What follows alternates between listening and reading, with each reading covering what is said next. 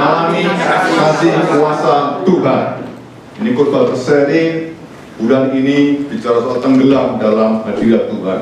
Terus itu kenapa kita tadi menyanyi, memuliakan nama Tuhan, menyembah Tuhan, supaya apa? Supaya sudah tenggelam di dalam hadirat Tuhan. Oke? Dan kita mau praktek bersama-sama. Apa artinya teori tanpa praktek? Apa artinya firman Tuhan tanpa dilakukan? Semuanya percuma, bukan? Dan hari ini saya rindu mengajak setiap saudara untuk berjumpa dengan Tuhan, tenggelam dalam hadirat Tuhan. Saudara lepaskan semuanya. Apa yang benar-benar menghalangi saudara untuk berjumpa dengan Tuhan, seharusnya saudara sudah lepaskan. Dan ketika sudah melepaskan, saudara akan ditemui oleh Tuhan, dan Tuhan akan bicara lepas pribadi buat saudara semua tempat ini. Dan Tuhan pasti akan memberikan kekuatan buat setiap saudara yang lemah, kesembuhan bagi mereka yang sakit, bahkan berbuat berat. Tuhan akan memberikan jalan keluar buat setiap saudara yang punya persoalan hidup. Ini janji Tuhan buat kita semua tempat ini. Nah, oleh sebab itu tema kita pada saat ini adalah mengalami kasih kuasa Tuhan. Kemarin kita bicara soal mengalami Yesus, saat ini kita bicara soal mengalami kasih kuasa Tuhan itu seperti apa. Nah, ada banyak orang berkata bahwa ketika kita menjadi Kristen, itu otomatis kita akan mengalami kasih kuasa Tuhan. Jawaban saya adalah no. Hanya orang yang lahir baru akan mengalami ini. Tetapi kalau hanya jadi orang Kristen saja, tidak akan pernah mengalami ini. Kenapa jadi orang Kristen jadi stagnan? Kenapa jadi orang Kristen tidak berapi-api? Kenapa jadi orang Kristen hanya biasa-biasa saja? Kenapa? Karena tidak ngalamin ini. Oke? Nah, oleh sebab itu ada orang yang benar-benar seperti Paulus, seperti Petrus. Ketika Roh Kudus turun atas hidup mereka, yang terjadi adalah mereka berkhotbah dan 3.000 orang bertobat. Ada banyak mukjizat-mukjizat terjadi, dan setiap harinya mereka berkumpul, memecah-mecahkan roti, menerima pengajaran-pengajaran, dan disitulah letak di mana gereja mula-mula menjadi patokan buat kita, buat gereja hari ini. Ya. Nah, kalau saudara hidup di gereja hari ini, seharusnya sudah melihat gereja-gereja mula-mula seperti apa. Supaya apa? Supaya itu yang menjadi dasar buat diri kita bahwa kuasa Tuhan dinyatakan atas setiap saudara dan saya ketika Roh Kudus turun atas setiap saudara. Nah, hal ini seharusnya menjadi kerinduan buat kita semua. Tanpa kerinduan, maka Tuhan tidak akan pernah memberikan sesuatu hal yang lebih dan lebih dan lebih lagi buat setiap saudara. Kerinduan penting buat kita. Ya. Mari kita lihat apa yang sekarang menjadi persoalan buat diri kita adalah ketika kita mengalami Tuhan, maka ini yang terjadi, yaitu mengalami pelepasan. Oke, ikutin saya ya. Oke. Ikutin saya. Nah, jadi kalau saudara lihat bahwa ketika kita mengalami Tuhan, mengalami kasih kuasa Tuhan, maka yang terjadi dalam diri kita adalah mengalami pelepasan. Ya. Sekali lagi, kalau saudara mengalami kasih kuasa Tuhan, maka yang terjadi dalam saudara, bagaimana terjadinya mengalami kasih kuasa Tuhan, yaitu mengalami pelepasan. Jadi prolognya itu sebelum gambar ini ditampilkan lagi seharusnya. Nah, oleh sebab itu, ketika saudara mengalami yang namanya kasih kuasa, pasti saudara akan mengalami pelepasan. Amin. Ya. Loh, apa itu pelepasan, Pak? Ada banyak orang gereja-gereja karismatik tentunya berkata bahwa pelepasan dong. Sudah pelepasan belum? Apanya yang dilepaskan? Kadang-kadang kita nggak ngerti pelepasan itu seperti apa sih? Ada orang yang selalu berkata-kata pelepasan. Dan ada banyak orang Kristen yang juga nggak ngerti tentang pelepasan itu apa. Dan hanya gereja-gereja yang bercap katanya karismatik, maka selalu sering berkata pelepasan. Apa maksudnya ini? Oke, menerima kasih kuasa Allah, maka setiap saudara dilepaskan dari keterikatan dosa, keterikatan roh jahat, keterikatan apa yang dulu pernah menjadi impian dalam hidup saudara, sehingga setiap saudara menjadi hidup terikat dengan apa yang saudara sukai tadi, harus dilepaskan. Apakah ayatnya ada? Banyak. Hanya di mana jika engkau mengikut aku, lepaskan semua, baru ikut aku, kata Tuhan. Ya.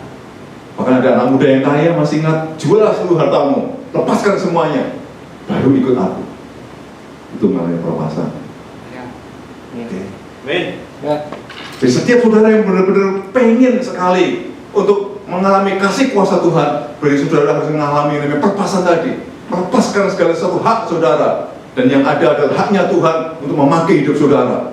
Sehingga hidup saudara dipakai Tuhan untuk mengadapkan sesuatu hal yang besar terjadi di dalam saudara. Ini yang disebut ketika saudara mengalami pelepasan sesungguhnya. Pelepasan yang kedua apa? Pelepasan yang kedua bicara soal roh-roh jahat dalam hidup saudara. Mari kita lihat ayat kita pada saat ini. Lukas 8 ayat yang ke-35. Kalau sudah baca Lukas 8 ini, saudara akan mengerti ceritanya daripada ayat ini.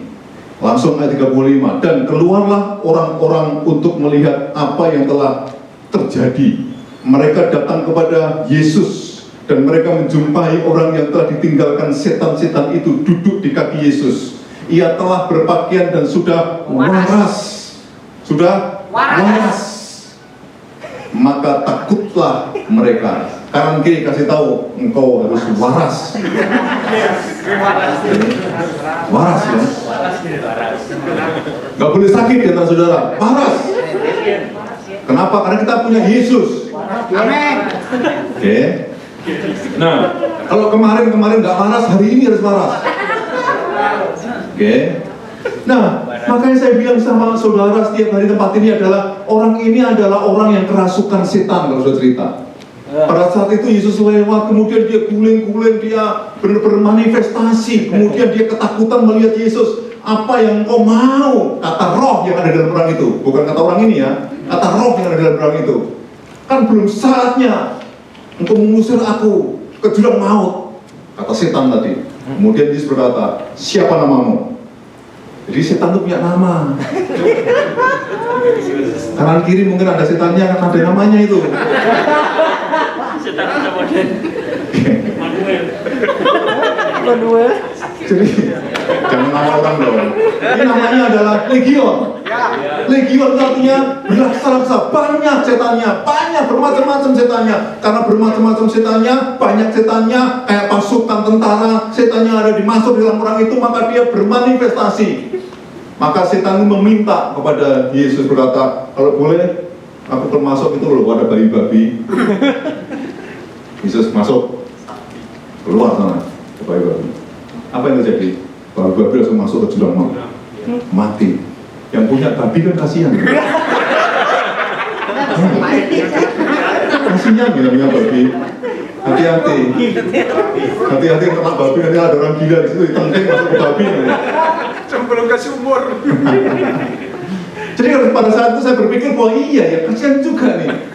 Tetapi lebih bagus mengasihani jiwa daripada babi. Ya. Ya. Lebih baik babi mati daripada jiwa mati. Karena babi mati tidak masuk surga dan neraka, tapi jiwa mati bisa masuk surga ataupun neraka. Satu jiwa berharga 2000 babi. Oleh sebab itu ketika itu Yesus mengatakan, ya, supaya apa? Supaya orang yang kerasukan ini dilepaskan. Dan ketika mengalami pelepasan yang terjadi adalah orang ini, ayat ini terjadi, waras. Halo, waras. Jadi ketika saudara ini benar-benar mengalami Tuhan, mengalami kasih kuasa, ini orang ini mengalami kasih kuasa. Sekarang hari-hari ada banyak orang yang kerasukan tapi nggak merasa dirasuk. Serius, ada banyak orang yang kerasukan tapi nggak merasa dirasuk. Enggak, apa yang dirasuk? Setan ini sekarang setannya pinter akhir zaman ini. Kalau itu jelas berguling-guling, ya kan? Berguling-guling, kemudian berbusa-busa, ketahuan kok kerasukan setan nih. Tapi orang ini ikut menyembah juga bisa kerasukan loh. Di zaman ini bisa. Kerasukan tebal sekarang, bukan babi. Buffalo tuh gitu. Jadi kalau sudah tahu itu lucu. Nah, kalau sudah mengerti bahwa ada orang yang kelihatannya enggak kerasukan, tapi zaman ini, mari saudara masuk ke hadirat Tuhan, tiba-tiba manifestasi akan kuasa Tuhan nanti melepaskan. Manusia bisa ditipu, tapi Roh Kudus tidak pernah bisa ditipu. Ya. Itu yang saya mau katakan kepada saudara, bahwa ketika saudara mulai mengalami hadirat Tuhan, tiba-tiba saudara bisa nangis, saudara bisa tiba-tiba bisa sujud menyembah seperti pelajaran-pelajaran kemarin. Kita benar-benar bisa sujud, kita bisa benar-benar bisa proskuneo, kita benar-benar bisa yada, tauda. Jatah tidak ada. Jadi kita benar-benar wow, saka. Jadi kita menyembah Tuhan dengan sungguh-sungguh dengan Tuhan. Tiba-tiba lepas itu keinginan-keinginan daging kita yang mengikat diri kita termanifestasi, dan setan tidak mau keluar. Setan tuh kalau nggak diperintahkan, nggak bisa ditentang, nggak mau keluar, saudara. Nggak. Karena apa? Karena nyaman dia hidup saudara. Karena saudara juga ngasih makan dia. Setan tuh kalau nggak dikasih makan senang nggak? Senang. Mau kalian aja kalau dikasih makan senang, apalagi setan. Maka ketika dikasih makan dalam hidup saudara, dikasih sesuatu hal, maka yang terjadi adalah setan ini merasuki. Nah, apa yang harus kita lakukan hari-hari ini ketika saudara tenggelam dalam hadirat Tuhan? Mengalami kuasa Allah, kasih kuasa Allah. Apa itu kasih kuasa Allah? Kita kasih tahu. Kasih kuasa Allah adalah kuasa yang penuh kasih dan kasih yang berkuasa. Itu adalah kasih kuasa. Sekali lagi. Apa itu kasih kuasa? Kasih kuasa adalah kasih yang penuh dengan kuasa dan kuasa yang penuh kasih. Sudah berbeda kan dengan yang tadi? Ya. Saya ulangi lagi ketiga kali. Apa itu kasih kuasa? Kasih yang penuh dengan kuasa dan kuasa yang penuh dengan kasih. Ini yang disebut dengan saudara, kasih itu punya kuasa. Kalau saya mengasihi kamu, berarti saya sedang berkuasa, mengasihi, menguasai, yang punya kuasa. Kan kuasa kasih kan ada. Makanya kalau saudara benar-benar mengasihi, Yesus mengasihi orang ini, sehingga terjadi adalah dia menerima kasih kuasa itu. Bagaimana caranya supaya kita menerima kasih kuasa daripada Tuhan? Mari kita lihat yang pertama. Kalau sudah lihat di tempat ini, bagaimana cara kita dilepaskan? Yang langkah yang pertama adalah saudara bisa lihat di sana. Apa itu? Cari tahu roh apa yang masuk. Loh, kok bisa begini sih, Pak? Iya, tadi dikatakan orang itu namamu siapa? Jawab orang, roh itu adalah legion. Alkitab berkata, aku nggak meninju dengan sembarangan. Maka ketika saat itu dia berkata bahwa cari tahu roh apa yang masuk dalam hidup saudara, kalau supaya sudah dilepaskan. Mungkin roh setannya namanya apa, uang atau babi atau apapun itu. Bahkan kalau yang laki-laki mungkin ada kekuatan-kekuatan yang membuat dia bisa kelihatan ganteng, kelihatan wah luar biasa. Dulu ada yang namanya celak di sini supaya orang melihat wah matanya kayak malaikat. Kemudian banyak hal. Berjuang perempuan juga begitu, ada susuknya supaya benar-benar bisa benar kuat. Dan kita pernah mengalami itu di tempat ini loh. Dulu ada seorang wanita yang namanya pelepasan, tiba-tiba kita baru 2 orang begini, dan yang terjadi adalah wanita itu terlambat datang. Kira-kira saya sudah khotbah setengah daripada permainan. Tiba-tiba orang itu masuk langsung terguling-guling. Itu sekitar tahun 2002, 2003. Dan apa yang terjadi? Yang terjadi adalah itu keluar, kita tengking, kita cari tahu rohnya itu apa ya. Dan cerita singkat cerita, karena ini cerita rahasia. Yang terjadi adalah keluar susuk di sini. Ada sekitar kayak paku-paku kayak lembaga kecil-kecil lembut di sini. Keluar. Dan terjadi seperti itu, iya. Kok aneh ya? Aneh memang, pelepasan itu aneh. Dan orang itu nggak nyadari. Walaupun dulunya nyadari bahwa dia dimasukkan di situ. Supaya apa? Supaya dia kuat dan kokoh sebagai perempuan yang luar biasa menurut pandangan dunia. Maka ketika dia masuk tiba-tiba tenggelam dalam hadirat Tuhan, ngerasain kasih kuasa, dilepaskan. langsung pelepasnya lumayan lama 15 sampai 30 menit, nangis dan lepas, akhirnya bebas. Nah ketika bebas, 1 bulan, 2 bulan, bebas luar biasa. Setahun nggak kuat balik lagi, karena udah nggak di gereja ini, nggak ada yang mengcover. Kalau sudah nggak mengcover, setan masuk lagi, bawa 7 roh jahat kata kita.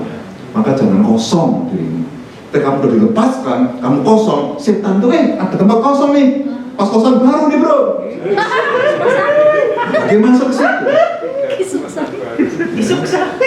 Masuk di situ. Wah ini tersapu bersih rapi nih, ayo masuk di situ. Maka setan masuk di situ. Paralel lagi, lebih dahsyat lagi, 7 roh jahat kata Alkitab. Maka hati-hati, jangan kosong. Maka ikuti persekutuan yang ada. Jangan hanya hari Minggu doang. Ikuti. Supaya apa? Jangan kosong. Kamu tahu nggak? Nah, jadi yang saya masukkan ke tempat ini adalah setiap saudara harus mengerti ini, cari tahu dulu apa ini. Ada orang yang ketagihan game, itu roh game gitu. Kasih tahu aja, pokoknya rohnya itu sesuai dengan perilakunya, kasih tahu itu. Ada apa? Ya kasih nama itu aja. Kalau dia nge-game itu berarti roh nge-game. Seperti itu, supaya kita tahu itu, suka nge-game, berhari-hari nge-game. Ada orang kayak gitu. Dulu ada di tempat ini, nge-game terus, menang memang. Kalau pas ada arbait, dia arbait. Kalau enggak ada di PC Bank, itu sampai 24 jam matanya sampai bidu-bidu gitu. Mungkin orang ini lihat, karena ikut dengan kita kalau nge-zoom. Dengar baik-baik, saya berkata buat saudara, ada orang yang ketagihan gitu, itu roh nge-game, patahkan dalam nama Yesus. Ada judi, suka judi, sedikit-sedikit dipakai untuk judi, biliar untuk judi. Mainan, yang kemarin lihat enggak kan, bakso doang kan, jadi main. Apapun itu untuk uang, untuk judi, no, itu roh, gatel. Ada juga yang klepto, sedikit-sedikit ada dompet, tergeletak langsung ambil. Laptop di gubernur ambil. Ya, nanti istri orang diambil. Bahaya ini. Hati-hati. Ini perlu pelepasan. Pak susah sekali, maka tenggelam dalam hadirat Tuhan. Kita bantu. Kita tidak akan pernah mempermalukan orang. Tapi kita pengen seperti orang ini, lepas. Berapapun itu harga yang harus dibayar. Babi tadi. Lepas semua, yang penting jiwa diselamatkan di hadapan Tuhan. Itu penting, berapapun harga yang harus kau bayar. Mau gaji berapapun untuk jiwa, kita bayarkan. Itu yang harus kita genapi di hadapan Tuhan. Maka kenapa tempat ini di pelayan-pelayan Tuhan, apapun kamu harus mempunyai harga untuk membayarnya di hadapan Tuhan. Mari kita yang kedua, kalau sudah tahu rohnya, kemudian diapain? Kalau sudah baca di situ, maka yang terjadi adalah diikat. Matius 12 ayat 29 kalau sudah baca di sana, manusia atau kota atau rumah tangga itu ada orang kuatnya loh. Setiap saudara itu ada orang kuatnya. Orang kuat itu maksudnya roh yang kuat di sini, yang akar banget. Mungkin kalau saudara tiba-tiba mengalami sesuatu hal yang sepele-sepele, itu ada akarnya di dalam dirinya. Ada orang kuatnya. Maka kalau saudara baca Matius tadi, orang kuatnya diikat dulu. Karena kalau orang kuatnya belum diikat, yang terjadi adalah nggak bisa saudara menduduki. Roh Kudus nggak bisa benar-benar masuk dan bebas dalam diri orang itu untuk memakai orang itu. Kalau kota itu orang kurang kuatnya belum diikat, kalau kita doa keliling atau keluarga itu ada orang kuatnya, maksudnya roh atau orang kuat itu. Roh yang ada di situ yang kuat, apa itu? Harus diikat. Supaya apa? Supaya tidak bisa bergerak apa-apa. Gimana Pak cara mengikatnya? Jelas di dalam nama Yesus. Tidak bisa tidak, karena nama Yesus berkuasa atas segala sesuatu baik yang di langit ataupun yang di bumi, bahkan di dalam bumi. Amin. Itu adalah Yesus. Dan nama itu berkuasa dulu, sekarang, selama-lamanya. Bukan hanya dulu lagi. saja, sekarang juga, besok juga. Dan nama itu berkuasa, terlalu ajaib nama itu. Kalau namanya Ferry, hanya untuk ecek-ecekan. Tapi kalau namanya Yesus, siapa yang berani mengecek? Hanya orang-orang musyrik saja. Artinya apa yang saya katakan? Nggak ngerti nama Yesus seperti apa. Nama saudara bisa diejek, tapi nama Yesus ketika dia penuh dengan kuasa, saudara nggak perlu membelanya karena dia sanggup membela dirinya sendiri. Oke? Maka kita benar-benar berkata, kuasa Tuhan dinyatakan bagi setiap orang yang mau dilepaskan. Maka ketika saudara ngerti orang kuatnya seperti apa, ikat, aku ikat orang kuat di dalam orang ini, di dalam nama Yesus. Kita sering sekali mengadakan pelepasan-pelepasan. Ketika orang itu mulai beraksi, mulai ada orang yang pengen diperhatikan, kita ikat dulu, ini orang kuatnya adalah pengen diperhatikan nih. Karena apa? Manifestasinya pengen diperhatikan terus. Dulu ada kena roh Michael Jackson. Ya,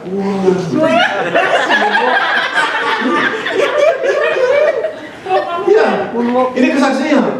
Tiba-tiba kalau dia, ini di kebaktian ya, di kebaktian itu selalu begini. Dipikir dia itu bayangannya Michael Jackson gitu. Pinter, brilliant sih ya, kayak Michael Jackson begitu. Nah ini perlu ketika ditangkap di dalam nama Yesus juga seperti namanya, roh Michael Jackson juga. Ternyata ketika dikonselingi, dia suka koleksi Michael Jackson banyak. Pak, nggak boleh begitu. Kalau masuk dalam hatimu, masuk dalam rohmu nggak boleh. Kalau memiliki kaset-kasetnya nggak masalah. Kalau kamu masuk di situ, ini yang menjadi keterikatan. Oke? Jadi bukan berarti nggak boleh. Jangan dimasukkan dalam hati kamu, jangan dimasukkan dalam pikiran kamu. Namun jangan lupa, musik itu tanpa kamu masukkan, masuk sendiri. Contoh, kamu nggak suka dangdut, tiba-tiba ada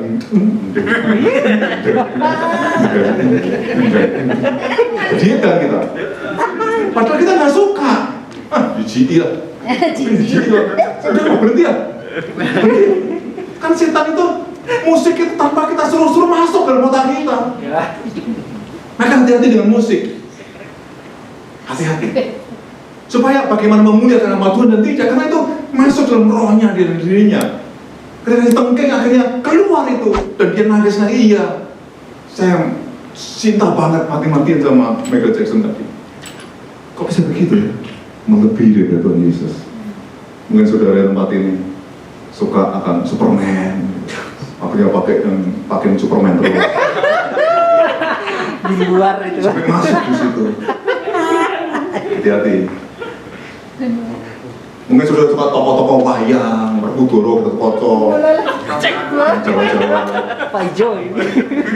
Ada nggak yang kemasukan itu? Iya, kita pernah kemasukan wayang. Selalu wayang terus masuk itu. Ada roh gareng, Petro Bagong. Ini yang nggak tahu wayang, minta maaf ya. Ada gareng itu tokoh pewayangan. Nah, coba kita pikir sama-sama. Berarti yang saya masuk ke tempat ini apa? Ayo, kita mau masuk dalam hadirat Tuhan. Ada orang kuatnya di situ, ikat. Ikat. Siapa tahu kira-kira orang itu ada saya punya teman, kayaknya baik-baik aja, biasa-biasa, nggak buat keributan, nggak buat kriminal, nggak buat apa-apa, biasa-biasa aja. Tapi ketika masuk dalam hadirat Tuhan, tiba-tiba dia termanifestasi. Pelepasan dalam dirinya, dia melepaskan segala sesuatu, pengakuan dalam hidupannya. Gak saya sebut rohnya apa. Ketika dia dilepaskan, dia mulai mengakui semuanya. Iya, saya memiliki hal ini. Tetapi ketika saudara nggak ngakui, ya nggak keluar. Artinya apa itu? Dikasih makan orang kuatnya. Kalau kamu nggak ngakui, maka orang yang kuat di dalam diri saudara, itu berarti aman kok, aku dilindungi sama si penunggu. Alias saudara sendiri. Kalau saudara membuat aman roh dan diri saudara, berarti memang Roh Kudus akan ngetuk-ngetuk terus. Arti pelepasan adalah ngaku. Itu yang penting buat saudara. Terlepas. Yang terakhir, yang ketiga caranya adalah usir atau tengking. Maka ketika itu kalau sudah baca dalam Lukas tadi, Maka Yesus berkata bahwa pergi. Untuk apa? Ke bayi-bayi tadi. Nah, itu yang penting buat kita semua. Maka kalau saudara lihat di tempat itu, pengusiran itu harus benar-benar saudara bisa pahami, usir, dan akhirnya orang itu waras. Jadi kalau kanan kiri saudara atau saudara sendiri sudah melakukan 3 hal ini, tenggelam di hadirat Tuhan, dan yang terjadi sudah cari tahu rohnya apa, ikat orang kuatnya, usir tenggeng, akhirnya yang terjadi adalah waras. Oke ya. Jadi ini kuasa, kasih kuasa, jadi terima kasih kuasa. Yang kedua apa? Yang kedua adalah kalau kita melihat, kalau sudah menerima kasih kuasa, yang kedua adalah saudara akan mengalami pertolongan yang supranatural. Jadi saudara akan mengalami supranatural, pertolongan yang supranatural. Jadi kalau apa itu supranatural? Namanya supra. Natural itu biasa. Supra berarti di atasnya biasa, yang luar biasa berarti, yang excellent, yang dahsyat, yang benar-benar nggak dipikirkan oleh manusia. Manusia nggak mungkin bisa tolong. Dan kalau sudah mengalami kasih kuasa, inilah yang akan saudara alami ketika sudah tenggelam dan masuk dalam hadirat Tuhan, mengalami yang supranatural. Ya. Pertolongan-pertolongan yang biasa, mungkin saudara bersyukur, harus bersyukur. Tetapi saudara juga menerima hak untuk menerima pertolongan yang luar biasa yang datang daripada Tuhan. Mari kita lihat ayatnya sekarang. Matius pasal yang ke-14 ayat 30.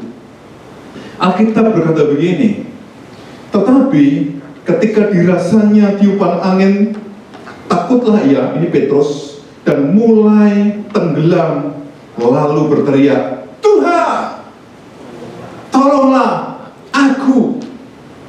Ketika dirasanya tiupan angin, wah, pada saat itu apa terjadi? Yesus berjalan di atas air. Kemudian kalau engkau Yesus, orang-orang murid-muridnya berkata, hantu.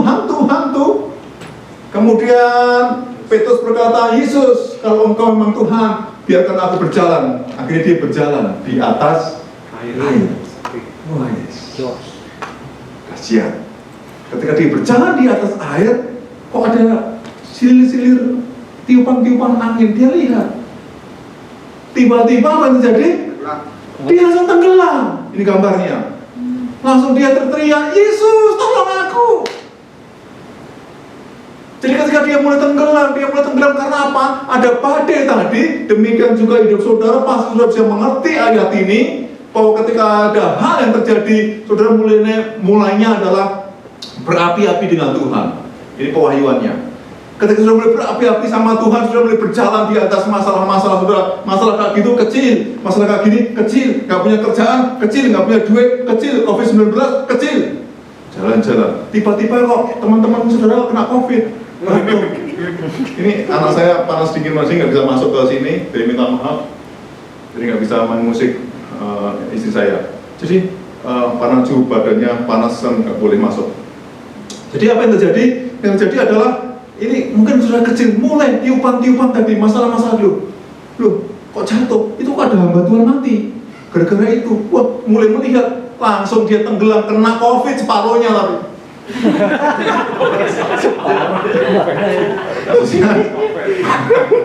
Langsung dia teriak, Yesus, tolong aku. Nah, Yesus itu luar biasa banget. Ketika saudara hanya berdoa, Yesus tolong aku, itu boleh. Saudara boleh ketika saudara memang kefepet di dalam persoalan-persoalan saudara, maka saudara berkata, Yesus tolong aku. Cuman gitu aja. Tuhan dengar nggak? Dengar. Tuhan jawab nggak? Jawab. Inilah pertolongan yang supranatural. Orang lain nggak bisa, murid-murid yang lain nggak mungkin bisa tolong, center nggak mungkin bisa tolong, dokter nggak mungkin bisa tolong, orang tua saudara nggak bisa tolong, siapapun di antara saudara tidak bisa tolong, pendeta nggak bisa tolong. Yang bisa tolong adalah Yesus, tolong aku. Ini supranatural. Kalau natural orang lain bisa tolong, center bisa tolong, dokter bisa tolong kalau sakit, banker keuangan bisa tolong. Tetapi supranatural orang lain tidak bisa tolong. Maka setan juga pengen menyerupai Tuhan. Maka setan kadang-kadang buat yang supranatural. Maka dia pakai iklan-iklan yang dahsyat. Pakai cara apa? Pakai cara film-film yang supranatural, pakai setan-setan. Ada orang yang suka horor terus. Pak, saya suka horor Pak kalau film Pak. Tantangan buat saya. Hati-hati tapi, suka itu nggak dosa. Kalau lama-lama horor terus masuk dalam pikiran kamu tanpa sudah sadari, maka kamu akan jadi horor buat orang lain. Ada anak kecil yang suka melihat hal-hal demikian, maka dia, orang tuanya bangga. Kenapa? Anakku ini bisa melihat setan katanya, karena punya indera keenam. Nah, saudara biasa itu indera 5, panca indera. Ini indera keenam. Dia bisa melihat, dia bisa cakap-cakap. Ini hasil konseling ya. Makanya apa yang terjadi? Yang terjadi ketika dia ngomong, Pak, saya dengan bangganya, anak saya sekarang ini dia bisa melihat kalau ada orang mau mati. Pak, nanti dia mau mati Pak, akhirnya mati bener tabrakan. Dan lihat lagi, Pak, ini besok ini orang ini akan mengalami gini, besok terjadi begitu jadi. Bapaknya bangga, anak saya memang dikasih karunia sama Tuhan seperti itu. Apakah itu karunia atau tidak? Ikuti seri khotbah berikutnya. Jadi kita tengking dalam nama Yesus, kita usir roh itu.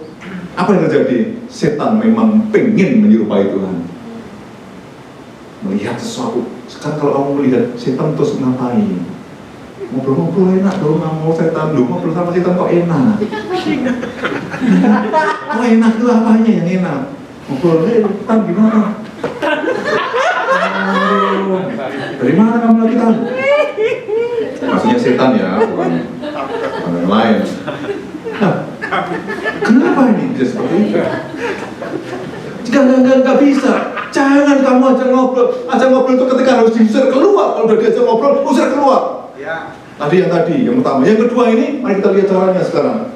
Bagaimana Tuhan berkata seperti itu. Nah, ada cara. Kalau saudara pengen supranatural, yang pertama adalah Matius 14:31, dibaca di rumah, dikatakan tidak bimbang, percaya saja. Maka ketika Yesus pada saat menolong sama Petrus, hei kamu bimbang. Jadi kalau kamu terus berjalan tanpa bahaya, jangan bimbang. Bimbang itu apa sih?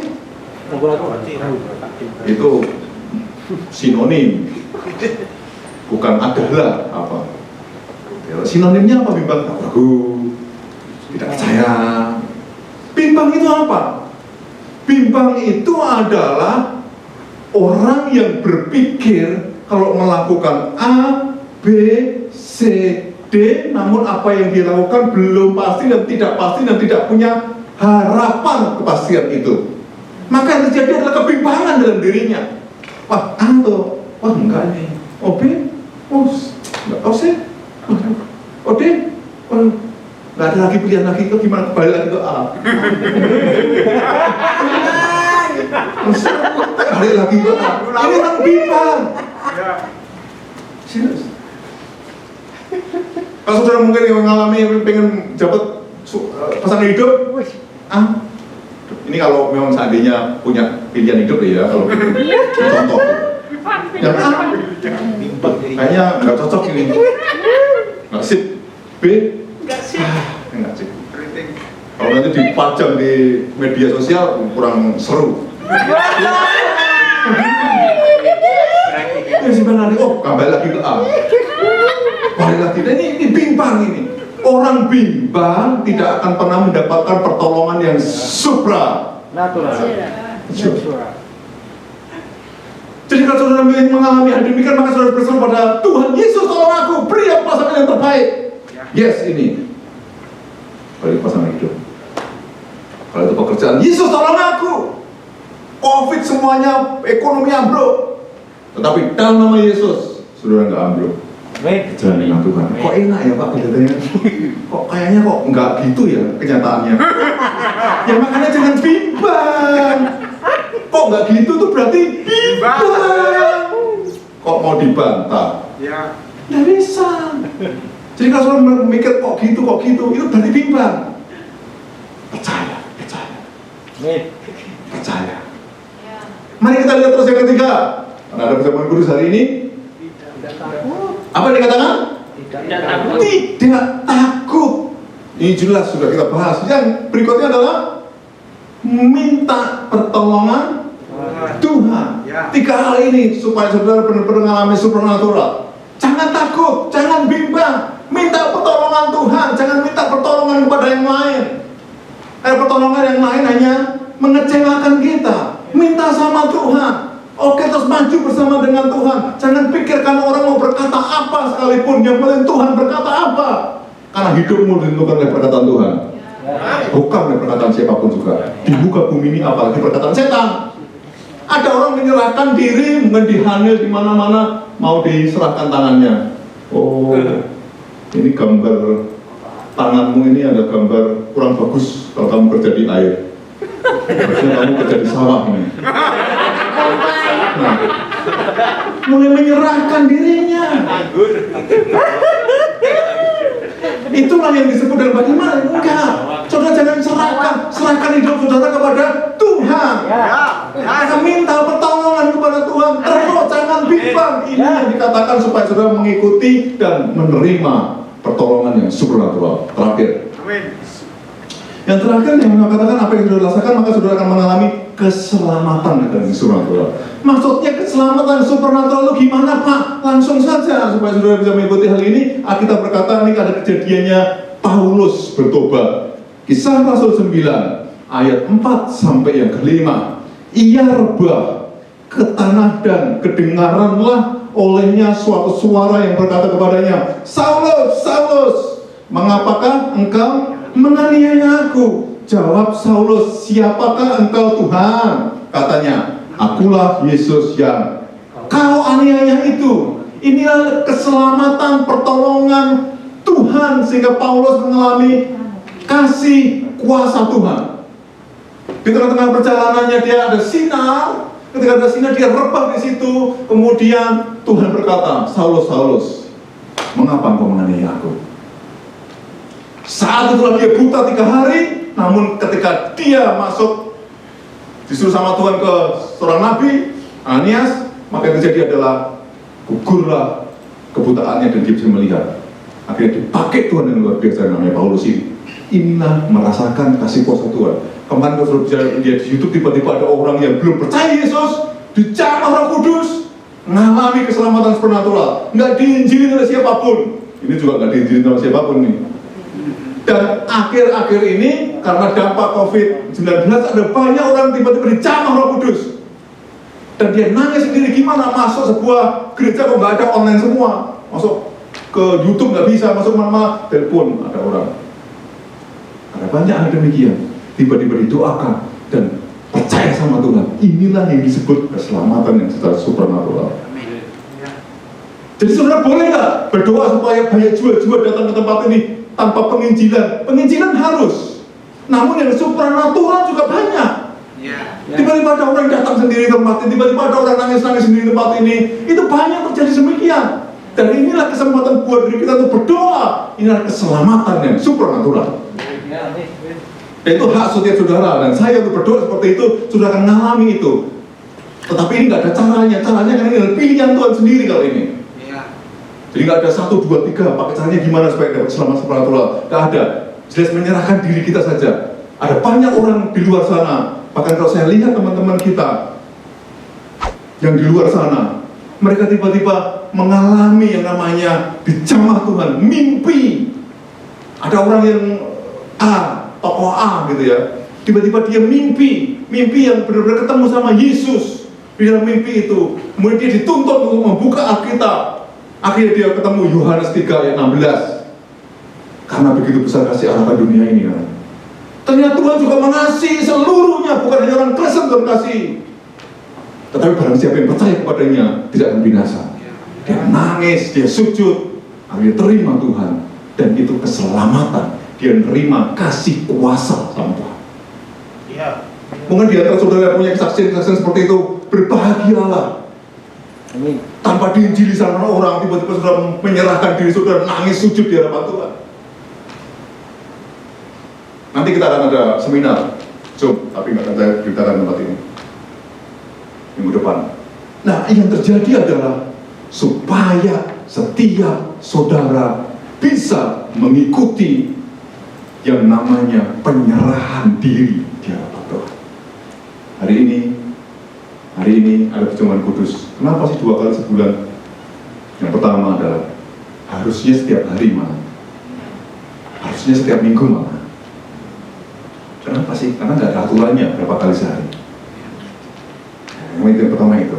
Kenapa harus begitu? Karena kita 1 Korintus pasal 11 mengingat akan kematian, kebangkitan, dan kuasa salib Yesus melalui perjamuan kudus. Pertama.